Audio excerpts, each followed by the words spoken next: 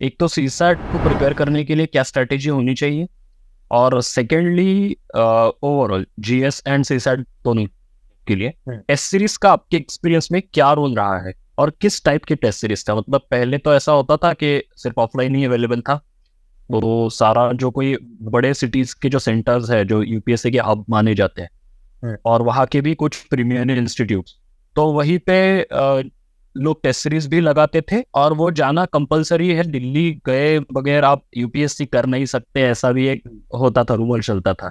तो क्या ये अभी रिलेवेंट रहा है, या जो ऑनलाइन टेस्ट सीरीज और ऑनलाइन मटेरियल्स आए वो भी उतने ही एफिशिएंट एंड इफेक्टिव है आपको क्लियर करवाने में?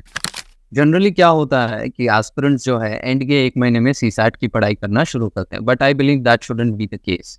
ओके, इस बार के सीसैट के पेपर ने बता दिया कि भाई आपको मेहनत तो करनी पड़ेगी। ठीक है, सीसैट मतलब आपको ये नहीं कि अंत के 1 महीने में, आपको पहले से ही मेहनत करनी है। तो आपको अगर उतनी अच्छी इंग्लिश नहीं आती है तो आपने इंग्लिश सीख लेना है। ठीक है, अगर आपको उतनी अच्छी हिंदी नहीं आती है तो आपने हिंदी सीख लेना है।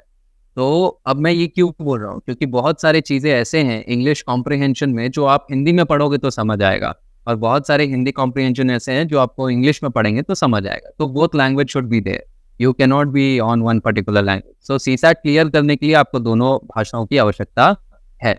इसके अलावा गणित, गणित आप पहले से करें। तो मतलब मैं ये मान रहा हूँ इस साल के सीसैट पेपर के हिसाब से कि आप 4-5 महीने पहले से ही आप सीसैट की तैयारी करना शुरू करें, क्योंकि जीएस का कोई मतलब नहीं अगर सीसैट क्लियर है। तो सीसैट के लिए मेन तिगड़म जुगाड़ यही है कि आप पहले से प्रिपेयर करिए, और दोनों ही भाषाओं में रुचि रखिए, और गणित में सबसे ज़्यादा रुचि रखिए। ठीक है, तो that is one thing for me for CSAT.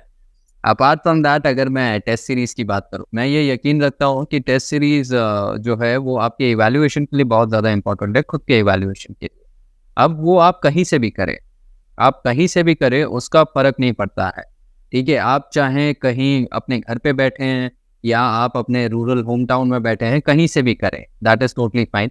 ये नहीं है कि बस दिल्ली ही आना है, दिल्ली में ही करना है। ऑल्दो दिल्ली एक हब ज़रूर है, आपको एक एनवायरनमेंट ज़रूर मिलता है, लेकिन ये कंपल्सरी नहीं। ऑल्दो आप जहाँ पर भी पेपर दे रहे हो, वो एक एनवायरनमेंट जो है वो एग्ज़ाम लाइक होना चाहिए। बस वही इंश्योर करें कि पंखा ना चलाएं इतना ज़्यादा तेज़, एकदम सोफ़ा पे बैठ के ना दें, वैसा एकदम कड़क कुर्सी पे बैठ के दें। ठीक है, तो वो एकदम एग्ज़ाम लाइक एनवायरनमेंट आप बना के चलें, तो test series would be effective.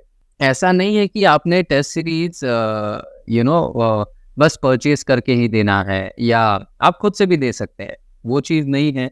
But purchase वाला एक एस्पेक्ट ये रहता है ना कि अगर आप कोई संस्था के साथ अगर आप जुड़े हैं, तो वो इवैल्यूएशन आपको मिलता है, और मेरे हिसाब से ना गाइडेंस एक बहुत महत्वपूर्ण भूमिका निभाता है। अगर गाइडेंस नहीं है तो दिशाहीन हो जाएंगे, क्योंकि आप खुद देखिए ना, आज के टाइम में जितने भी आईएएस ऑफिसर्स बन रहे हैं फर्स्ट अटेम्प्ट में, उनमें से आपने बहुत सारे लोगों को देखा रहेगा कि उनके फैमिलीज जो हैं दे आर गवर्नमेंट सर्वेंट।